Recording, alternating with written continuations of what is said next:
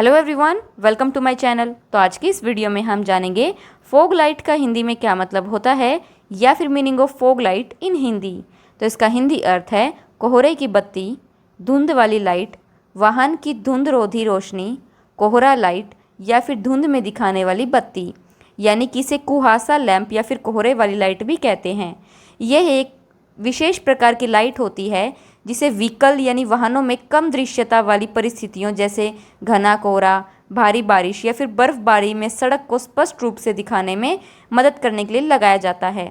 ये लाइटें सामान्य हेडलाइट्स की तुलना में नीचे लगाई जाती हैं और इनकी जो रोशनी है वो अधिक केंद्रित होती है, जो कोहरे या धुंध के कणों द्वारा कम बिखरता है और बेहतर दृश्य प्रदान करता है। तो आइए फिर एग्जाम्पल से और अच्छे से जान लेते हैं। Turn on the fog light while driving in mist, यानी धुंध में गाड़ी चलाते समय कोहरे की बत्ती जलाओ। तो इस वीडियो में बस इतना ही। Thanks for watching.